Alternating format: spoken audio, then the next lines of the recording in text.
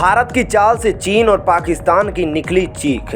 भारत के आगे झुक रहा तालिबान, इससे दुश्मनों को तगड़ा झटका।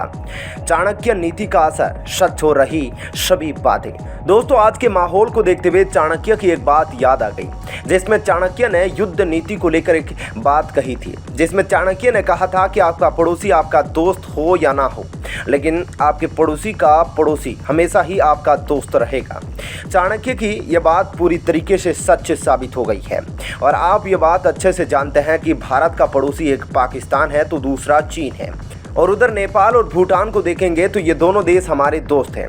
यानी भारत का पड़ोसी दोस्त भी है और दुश्मन भी है। लेकिन जब पड़ोसी की बात आती है तो यहाँ पर ईरान, अफगानिस्तान, कजाकिस्तान जैसे देश सामने निकल कर आते हैं। वियतनाम, जापान, दक्षिणी कोरिया और ये तीनों देश यानी हमारे पड़ोसी देश चीन और पाकिस्तान के पड़ोसी देश हैं, और यह सभी देश भारत के बहुत ही अच्छे दोस्त हैं। इस चीज़ से आप इतना तो अंदाज़ा लगा सकते हैं कि उस समय चाणक्य ने जब इस बात को कहा था कि कितना सोच समझकर कहा था। यह बात पूरी तरीके से अब सही साबित होती दिखाई दे रही है, और इस बात को अफगानिस्तान ने भी सच साबित कर दिया है। और आपको यह बात अच्छे से पता है कि कुछ समय पहले अफगानिस्तान में तालिबान ने कब्जा कर लिया था, और उस समय भारत को लेकर एक बात काफ़ी बढ़ चढ़ कर बोली जा रही थी कि अफगानिस्तान से अब भारत का पत्ता साफ होने वाला है, और इनडायरेक्टली अब अफगानिस्तान में पाकिस्तान राज करने वाला है। दोस्तों, अब तालिबान भारत के पाले में आता हुआ दिखाई दे रहा है, और इस चीज़ का अंदाज़ा आप यहीं से लगा सकते हैं कि भारत की एक उच्च स्तर की विदेश मंत्रालय की टीम अफगानिस्तान पहुंच चुकी है, और वहां पर भारत की टीम ने अफगानिस्तान के टॉप लीडर्स टीम के साथ बात की है, और इसको लेकर तालिबान की तरफ से एक स्टेटमेंट भी जारी किया गया, जिसमें तालिबान खुद ये कहता दिखाई दे रहा है कि तालिबान ने भारत के साथ हर उस मुद्दे पर बात की है जिससे कि तालिबान को फायदा हो सके, चाहे वह हमारे और भारत के साथ संबंध सुधारना हो। इसके अलावा आप ये बात जानते होंगे कि अफगानिस्तान को इस समय दो नेटवर्क मिलकर चला रहे हैं, जिसमें से पहला है तालिबान और दूसरा है हक्कानी नेटवर्क। और यह खबर भी सामने निकल कर आई है कि जो हक्कानी नेटवर्क है उसने खुद अपनी तरफ से यह बयान दिया है कि भारत के जितने भी प्रोजेक्ट पहले अफगानिस्तान में चल रहे थे वे सारे के सारे प्रोजेक्ट सुरक्षित रहेंगे और तालिबान उसकी सुरक्षा करेगा। और तालिबान की तरफ से यह भी बयान निकल कर सामने आया है कि जिसमें तालिबान ने कहा कि भारत जल्द ही काबुल में अपना दूतावास खोले और उन्हें सारे प्रोजेक्ट हैंडओवर कर दिए जाएंगे। दोस्तों, यहाँ पर तालिबान की तरफ से यह बयान निकलकर सामने आया है कि भारत के साथ तालिबान अपने रिश्तों को अच्छा करना चाहता है, और भारत और अफगानिस्तान का रिश्ता वैसे ही हो जाएगा जैसे पहले रहा करता था।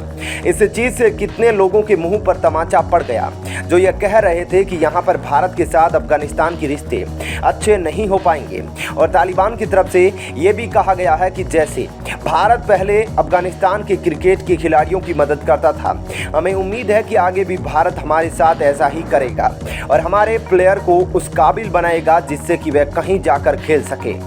दोस्तों, अभी इसी तरीके का कदम तालिबान की तरफ से उठाया गया है।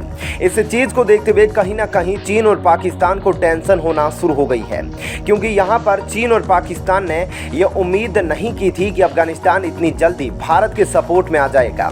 और जिस तरीके का कदम यहाँ पर तालिबान की तरफ से उठाया गया है भारत को लेकर, उससे कहीं ना कहीं चीन और पाकिस्तान को एक भयानक झटका लगा है। यहाँ पर चीन की यह साजिश थी कि अफगानिस्तान में जिस तरीके का प्रोजेक्ट भारत चला रहा था वह सभी प्रोजेक्ट को चीन बर्बाद करना चाहता था। लेकिन अब जब तालिबान की तरफ से खुद बोल दिया गया है कि भारत को तालिबान सारा प्रोजेक्ट हैंडओवर कर देगा, तो उस चीज़ से कहीं ना कहीं इन देशों को काफ़ी बुरा लगा है। दोस्तों, आप ये बात भी अच्छे से जानते होंगे कि बॉर्डर पर पाकिस्तानी लड़ाकों और तालिबानी लड़ाकों के बीच में विवाद आए दिन देखने को मिलता रहता है, और अगर ये लगातार चलता रहेगा तो यहाँ पर भारत इस चीज़ का काफ़ी अच्छे से फ़ायदा उठाएगा। यह बात पाकिस्तान अच्छे से जानता है, और यहाँ पर बताया जा रहा है कि जिस तरीके से पाकिस्तान को तालिबान यह कहकर नुकसान नहीं पहुँचा सकता, क्योंकि तालिबान के पास इसके अलावा कोई दूसरा ऑप्शन भी नहीं है। इसलिए यहाँ पर अगर तालिबान को भारत का सपोर्ट मिल जाएगा तो यहाँ पर तालिबान खुलकर पाकिस्तान को आंख दिखाएगा। इसको लेकर आप क्या सोचते हैं, हमें नीचे कमेंट बॉक्स में लिखकर बता सकते हैं। वहीं इमरान खान की ओर से पाकिस्तान को 3 टुकड़ों में विभाजित होने की आशंका जताए जाने पर सियासत गर्मा गई है। इस बयान पर तीखी प्रतिक्रिया व्यक्त करते हुए प्रधानमंत्री शहबाज शरीफ ने गुरुवार को कहा कि इमरान खान सार्वजनिक पद के लिए अयोग्य हैं। शहबाज शरीफ ने इमरान पर देश के खिलाफ खुली धमकी देने का आरोप लगाया। साथ ही इमरान को पाकिस्तान के विभाजन के बारे में ऐसी बात करने को लेकर चेतावनी दी है। प्रधानमंत्री शहबाज शरीफ ने ट्वीट कर कहा, जब मैं तुर्की में समझौतों पर हस्ताक्षर कर रहा हूं, इमरान देश के खिलाफ खुली धमकियां दे रहे हैं। इमरान सार्वजनिक पद के लिए अयोग्य हैं। यह साबित करने के लिए इमरान का यह बयान काफी है। उन्होंने इमरान को चेतावनी देते हुए कहा, अपनी राजनीति करो लेकिन हद पार करने और पाकिस्तान के विभाजन के बारे में बात करने का दुस्साहस करना ठीक नहीं है। दरअसल इमरान खान ने बुधवार रात को एक निजी समाचार चैनल बोल न्यूज को एक इंटरव्यू दिया, जहां पीटीआई प्रमुख ने सरकार से सही फैसला लेने की गुजारिश की और कहा कि अगर पाकिस्तान को अपनी परमाणु प्रतिरोधक क्षमता को खोना पड़ा तो वह 3 टुकड़ों में विभाजित हो जाएगा। क्रिकेटर से नेता बने इमरान ने यह भी कहा कि मौजूदा राजनीतिक स्थिति देश के लिए एक समस्या है। इमरान ने कहा, यदि सरकार सही निर्णय नहीं लेती है तो मैं आपको दावे के साथ कहता हूं, वह और सेना नष्ट हो जाएगी। यदि देश दिवालिया हो गया तो क्या होगा? पाकिस्तान दिवालिया होने जा रहा है। अगर ऐसा होता है तो कौन सी संस्था सबसे ज्यादा प्रभावित होगी? वह है सेना। सेना के खत्म होते ही देश परमाणु निस्त्रीकरण की ओर बढ़ जाएगा। देश खत्म होने जा रहा है, ऐसे में सरकार को सही निर्णय लेने की जरूरत है। इमरान के इस बयान का उल्लेख करते हुए शहबाज ने कहा कि पीटीआई प्रमुख एक साजिश में शामिल है। इसके अलावा संयुक्त राष्ट्र सुरक्षा परिषद की बैठक में खुली बहस के दौरान भारत ने आतंकवाद के प्रति दोहरे रवैये को लेकर जमकर लताड़ लगाई। भारत ने कहा कि आतंकवाद के प्रायोजकों को बच निकलने का मौका देना एक दुखद स्थिति को दर्शाता है।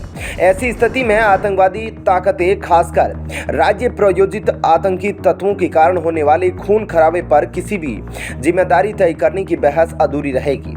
विदेश राज्य मंत्री डॉक्टर राजकुमार रंजन सिंह ने गुरुवार को संयुक्त राष्ट्र सुरक्षा परिषद में खुली बहस में कहा कि आज आतंकवाद मानव जाति के लिए सबसे बड़ा खतरा है, जो सार्वजनिक तनाव को बढ़ाता है, समाज को अस्थिरता और हिंसा की ओर धकेलता है।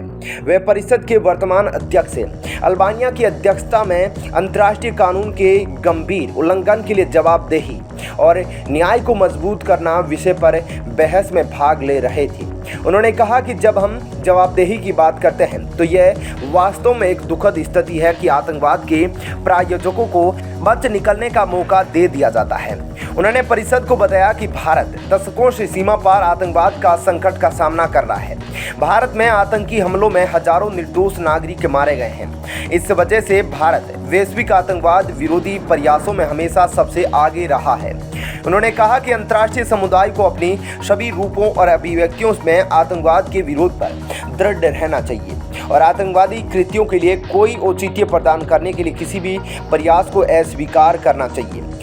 उन्होंने कहा कि इराक में दाएश ISIL द्वारा किए गए अपराधों के लिए जवाबदेही तय करने के लिए संयुक्त राष्ट्र की जांच में सहायता के लिए भारत ने भी वित्तीय सहायता प्रदान की है। सिंह ने रेखांकित किया कि जवाबदेही के मुद्दे पर अलग अलग चर्चा नहीं की जा सकती, न ही इसे केवल राज्य द्वारा किए गए कथित कृत्यों के संकीर्ण दृष्टिकोण से देखा जा सकता है, जहां विदेशी ताकतें सक्रिय रूप से शामिल हैं।